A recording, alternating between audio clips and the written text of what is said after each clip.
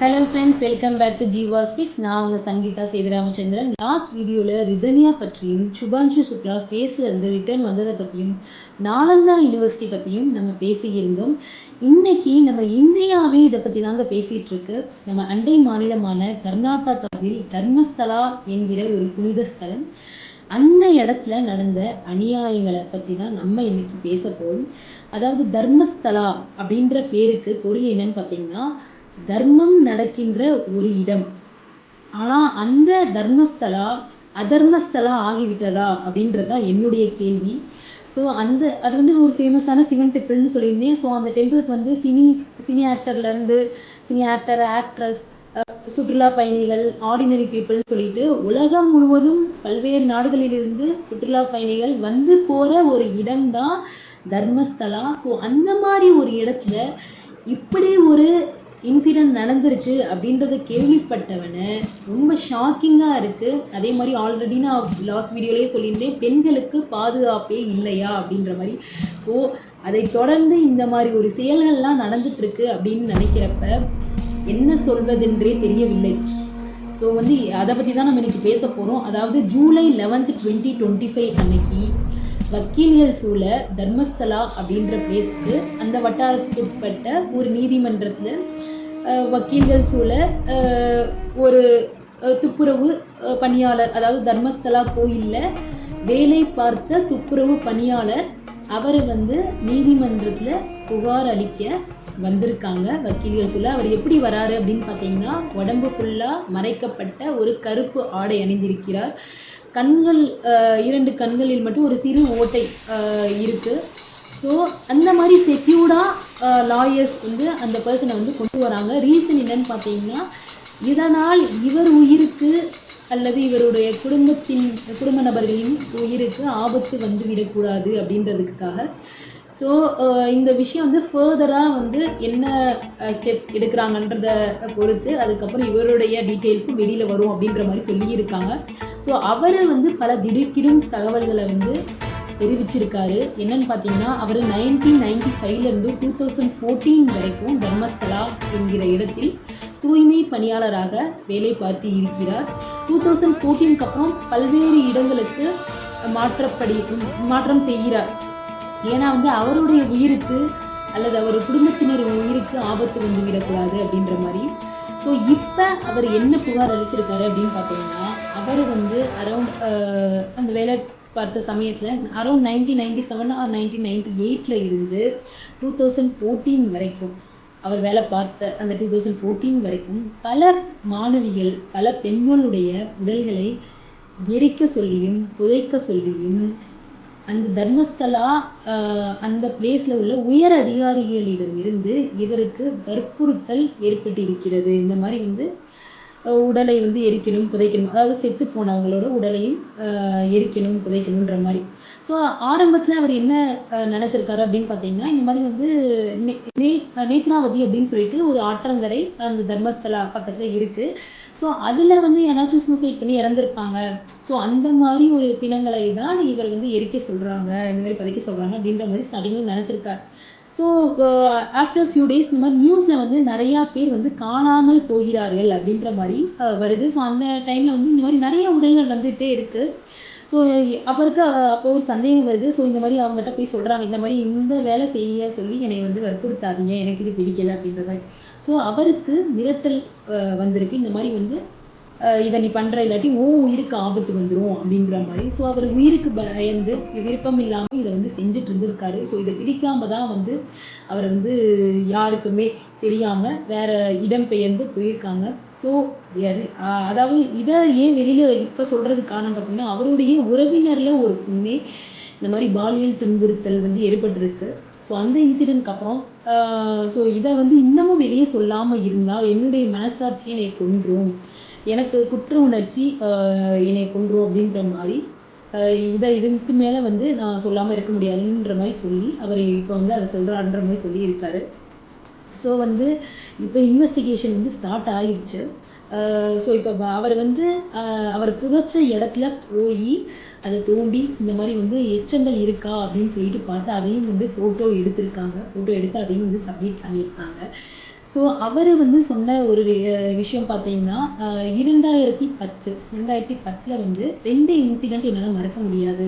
ஒரு பொண்ணு ஸ்கூல் பொண்ணு, அதாவது ஸ்கூல் பேக்கோட அந்த பொண்ணை வந்து நான் வந்து புதைக்கவே எரிக்கவே சொன்னாங்க. ஸோ அந்த ஒரு விஷயம் என்னால் மறக்கவே முடியாது. அதே மாதிரி இன்னொரு பெண்ணை வந்து புதைக்கிறப்பையோ எரிக்கிறப்பையோ அந்த பொண்ணுடைய முகம் வந்து ஆசிடால் வந்து சிதைக்கப்பட்டிருந்தது அப்படின்ற மாதிரி சொல்லியிருக்காரு. அதே மாதிரி அந்த புதைக்கப்பட்ட எரிக்கப்பட்ட பல உடல்கள் வந்து மோஸ்ட்லி வந்து ஸ்கூல் ஸ்டூடெண்ட்டாக இருக்கிற மாதிரி இருக்காங்க அப்படின்ற மாதிரி. மெயினாக வந்து பல பெண்கள் ஸ்கூல் ஏஜ் ஸ்டூடெண்ட்ஸ் அப்படின்ற மாதிரி சொல்லியிருக்காங்க. அதே மாதிரி எல்லாருமே வந்து அந்த ப்ரைவேட் பார்ட்டில் வந்து காயங்கள் இருக்கிறதாகவும், அதாவது பாலியல் வன்கொடுமை ஏற்பட்டு இந்த மாதிரி காயங்கள்லாம் ஏற்பட்டு அந்த மாதிரி ஒரு ஸ்டேஜில் இறந்து போய் கிடைத்த உடல்கள் தான் இவரை வந்து புதைக்க எரிக்கணும்னு சொல்லியிருக்காங்க அப்படின்ற மாதிரி அவர் வந்து சொல்கிறாரு. இன்னொரு இன்சிடெண்ட் 2014 அவர் வந்து ஷிஃப்டாக இருக்கான்ற மாதிரி நான் சொன்னேன் இல்லையா. 2003 வந்து எம்பிபிஎஸ் ஸ்டூடெண்ட், அதாவது வந்து அனன்யா பட் அப்படின்னு சொல்லிட்டு அவங்க வந்து அவங்க வந்து மிஸ் ஆகிருக்காங்க அப்படின்ற மாதிரி ஒரு விஷயம் வந்தது. ஸோ அந்த பொண்ணு வந்து அந்த பொண்ணு படித்த காலேஜில் தங்கியிருந்த விடுதியில் அவங்களுடைய வார்டன் வந்து அவங்க அம்மாவுக்கு கால் பண்ணி இந்த மாதிரி உங்கள் பொண்ணை வந்து 3 நாளாக காணும் அப்படின்ற மாதிரி சொல்லியிருக்காங்க. உடனே அவங்க அம்மா விசாரித்தப்போ இந்த பொண்ணு வந்து தர்மஸ்தலாவில் தான் வந்து லாஸ்ட்டாக விசிட் பண்ணியிருக்காங்கன்ற மாதிரி கேள்விப்பட்டு அந்த இடத்துக்கு போகிறாங்க ஃபோட்டோவோட. அப்போ வந்து தர்மஸ்தலாவில் இருக்கிற இம்பார்ட்டன்ட் பர்சன்ஸ் இருப்பாங்க இல்லையா, ஸோ அவங்களோட இவங்க பொண்ணை பார்த்ததா சொல்லியிருக்காங்க. ஸோ போலீஸில் போய் கம்ப்ளைண்ட் கொடுக்கலாம் அப்படின்றப்ப வந்து இந்த மாதிரி வந்து சரியாக ஃபர்தராக வந்து இன்வெஸ்டிகேஷன் வந்து ஸ்டார்ட் பண்ணல. இந்த மாதிரி வந்து உங்கள் பொண்ணு வேறு யாருக்குனாச்சும் போயிருக்கலாம் அப்படின்ற மாதிரி ஏதோ சொல்லியிருக்காங்க. அதே மாதிரி அவங்கள மிரட்டியிருக்காங்க, இந்த மாதிரி நீங்கள் கிளம்புங்க இப்போயே அப்படின்ற மாதிரி சொல்லியிருக்காங்க. அதுக்கப்புறம் என்னன்னு பார்த்தீங்கன்னா பெங்களூரில் இருக்காங்க, அதாவது 3 months இவங்க வந்து கோமாவில் இருந்திருக்காங்க. அந்தளவுக்கு இவங்களை வந்து அடிச்சிருக்காங்க. இவங்களுக்கு எங்கே இருக்கும் 1 மாதம் என்ன நடந்ததுன்றதே தெரியலை. ஸோ வந்து இப்போ இந்த விஷயம் வெளிவந்தவனை அவங்க அம்மா வந்து திருப்பி வந்திருக்காங்க இந்த மாதிரி கம்ப்ளைண்ட் பண்ண, என்னுடைய பொண்ணோட உடல்நாச்சும் எனக்கு வேணும் அவளோட இறுதி சடங்கு வந்து பண்ணுறதுக்கு அப்படின்னு சொல்லிட்டு. இதே மாதிரி தான் வந்து 2012 to 2013 நடந்த ஒரு இன்சிடெண்ட். 17 வயசில் சௌஜன்யா அப்படின்ற ஒரு பொண்ணு வந்து மிஸ் ஆனதாகவும், அதற்கப்புறம் பண்ணியிருக்காங்க. அந்த பொண்ணு வந்து இந்த மாதிரி வந்து கைகள் வந்து கட்டப்பட்டிருந்ததாகவும் ரேப் பண்ணி கொல்லப்பட்டதாகவும் ஒரு செய்தி வெளிவந்திருக்கு. ஸோ இந்த சௌஜன்யா இஷ்யூ ஆகட்டும், இந்த மாதிரி வந்து அனன்யா பட் மிஸ்ஸிங்னு சொல்கிற அந்த கேஸ் ஆகட்டும், அது மட்டும் அல்லாது பல மாணவிகள் பல பெண்கள் இந்த மாதிரி வந்து பாலியல் கொடுமை, பாலியல் ரீதியான விஷயம் ரேப் பண்ணி இந்த மாதிரி அவங்க உடல்களை வந்து காயப்படுத்தி இந்த மாதிரி கொண்டிருக்காங்க. ஸோ இதே மாதிரி தொடர்ந்து நடந்து கொண்டே இருந்தால், இந்த மாதிரி இன்சிடென்ட்ஸ் கண்டினியூ ஆகிக்கிட்டே இருந்துச்சுன்னா மீண்டும் பெண்கள் பழைய நிலைமைக்கே போயிடுவாங்களோ அப்படின்ற மாதிரி எனக்கு ஒரு பயம் வருது.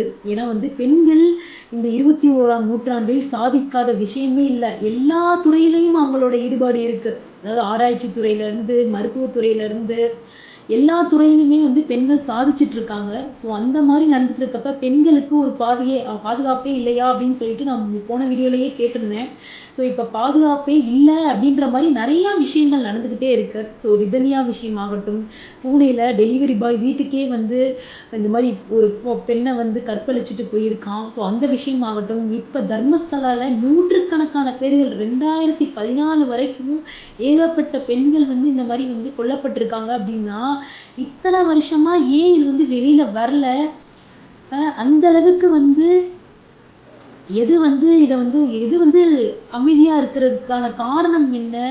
ஏன் இது வந்து மறைக்கப்படுகிறது? இது வந்து கண்டிப்பாக வெளியில் வரணும். ஏன்னா அரசன் அன்று கொள்வான், தெய்வம் நின்று கொள்ளும் அப்படின்ற ஒரு பழமொழியே இருக்குது. ஸோ இது வந்து ஒரு சிவபெருமானோட ஒரு கோவிலில் தர்மஸ்தலம் அப்படின்ற ஒரு இடத்துல நடந்திருக்கு. ஸோ அந்த தெய்வம் வந்து கண்டிப்பாக ஒரு தீர்வை மிக விரைவில் நியாயமான ஒரு தீர்ப்பு வெளியில் வரும் அப்படின்ற மாதிரி நான் நம்புகிறேன். உண்மை வரதுக்கு தாமதமாகலாம், ஆனால் உண்மை வெளிவந்தே தீரும். ஒரு பெண்ணாக பிறப்பது குற்றமா அப்படின்ற மாதிரி நினைக்க வைக்குது. இப்போ ஒரு பெண்ணாக பிறந்தது குற்றமா? இப்பயும் வந்து பல பேர் வந்து பெண்களை தான் வந்து இந்த சமூகம் வந்து குறை சொல்லுது.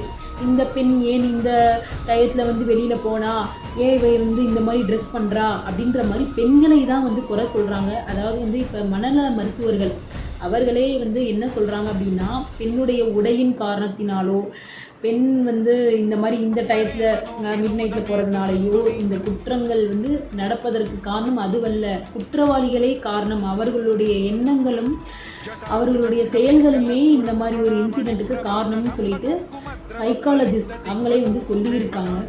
ஸோ நம்மளோட செக்யூரிட்டி சிஸ்டம், நம்ம இந்தியாவில் செக்யூரிட்டி சிஸ்டம் வீக்காக இருக்கா அப்படின்றது தான் நானும் திருப்பி கேட்குறேன். ஸோ அது வீக்காக இருந்தால் அதை ஸ்ட்ராங் ஆக்குறதுக்கு என்ன பண்ணணுமோ அதை வந்து சீக்கிரமாகவே இந்த கவர்மெண்ட் வந்து கொண்டு வரணும்.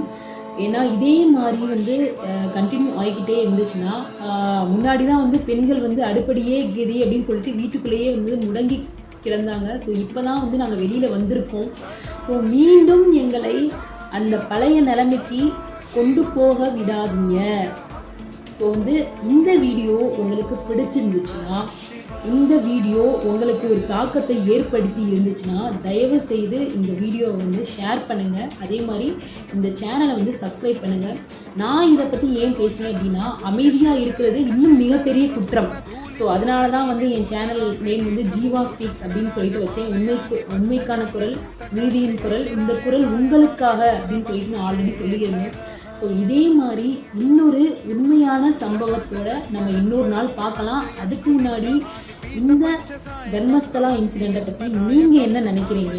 உண்மை வெளியில் வருமா, இல்லை இதே மாதிரியே மறைஞ்சு போயிடுமா அப்படின்றத பற்றி நீங்கள் என்ன நினைக்கிறீங்கன்றத உங்களோட கமெண்ட் மூலமாக நீங்கள் வந்து தெரிவிக்கணும். அதே மாதிரி வந்து நிறைய பேருக்கு ஷேர் பண்ணுங்கள். இந்த விஷயம் வந்து புதைந்து விடக்கூடாது. நம்ம எவ்வளோக்கு எவ்வளோ இதை பற்றி பேசிக்கிட்டே இருக்கோமோ அது வரைக்கும் இது வந்து ப்ரெசண்ட்டாக இருக்கும். அதாவது வந்து இதனுடைய தாக்கம் இருந்துக்கிட்டே இருந்தால் தான் இதற்கு ஒரு நடவடிக்கை மிக விரைவில் எடுக்கப்படும். இதை நம்ம வந்து பேசாமல் ஸ்டாப் பண்ணிட்டோம் அப்படின்னா அப்படியே இது வந்து மறைந்துவிடும். இது வந்து எப்போ இருந்துன்னு பாருங்கள், 2014 வரைக்கும் நடந்துட்டு இருந்த ஒரு விஷயம். பல மாணவிகள், பல பெண்கள் இதில் வந்து கொல்லப்பட்டிருக்காங்க. அது வந்து எப்படி கொல்லப்பட்டிருக்காங்க அப்படின்றத வந்து நானும் சொன்னேன். இதை வந்து நம்ம சும்மா விடக்கூடாது. இதற்கு ரிதன்யா விஷயமாகட்டும், டெலிவரி பாய் இஷ்யூ ஆகட்டும், ரிதன்யாவுக்கு அப்புறம் நிறையா பெண்களுடைய வாழ்க்கையில் வரதட்சணை கொடுமையாகட்டும், பாலியல் கொடுமையாகட்டும், இந்த மாதிரி வந்து பல இன்சிடெண்ட் வந்து நடந்துகிட்ருக்கு. ஸோ இந்த இன்சிடெண்ட்டுக்கு எல்லாமே வந்து ஒரு தீர்வு கடுமையான சட்டம். இதை வந்து பண்ணுறதுக்கு இன்னொரு ஆள் யோசிக்கணும், தயங்கணும். ஸோ அந்த மாதிரி ஒரு கடுமையான சட்டம் வந்து நம்ம கவர்மெண்ட் வந்து கொண்டு வரணும். ஸோ அது வந்து இப்போ வந்து எல்லாமே எதை பேஸ் பண்ணியிருக்கு அப்படின்னா, இந்த விஷயத்திற்கான தீர்ப்பு. ஸோ இதனுடைய தீர்ப்பு வந்து ரொம்ப வந்து கடுமையாக இருக்க வேண்டும். இந்த மாதிரி ஒரு செயல் வந்து மறுபடியும் வந்து தொடரக்கூடாது. ஸோ இந்த மாதிரி செயல்களை செய்கிறதுக்கு யோசிக்கணும், தயங்கணும், பயப்படணும். ஸோ அந்த மாதிரி தீர்ப்பு வந்து கடுமையாக இருக்க வேண்டும். ஸோ அப்போதான் வந்து நம்ம நாடு ஒரு மதிக்கத்தக்க நாடாக மாறும். ஸோ இதுதான் என்னுடைய வேண்டுகோள். ஸோ இதே மாதிரி இன்னொரு உண்மை சம்பவத்தோட இன்னொரு நாளைக்கு சந்திக்கலாம். ஸோ இந்த வீடியோ உங்களுக்கு ஒரு தாக்கத்தை ஏற்படுத்தி இருந்தால் ஜீவா ஸ்பீக்ஸ் சேனலை சப்ஸ்கிரைப் பண்ணுங்கள், ஷேர் பண்ணுங்கள், பிடிச்சிருந்துச்சுன்னா லைக் பண்ணுங்கள். உங்களுடைய கருத்தை கமெண்ட் செக்ஷனில் தெரிவிக்கவும். ஸோ அப்போ தான் வந்து நீங்கள் என்ன நினைக்கிறீங்க அப்படின்றது வந்து எனக்கு தெரியும். ஸோ இன்னொரு நாள் வேறொரு உண்மை சம்பவத்துடன் நாம் சந்திக்கலாம். இப்படிக்கு உங்களிடமிருந்து விடைபெறுவது உங்கள் சங்கீதா சேதுராமச்சந்திரன். ஜீவா ஸ்பீக்ஸ். சப்ஸ்கிரைப் பண்ணுங்கள்.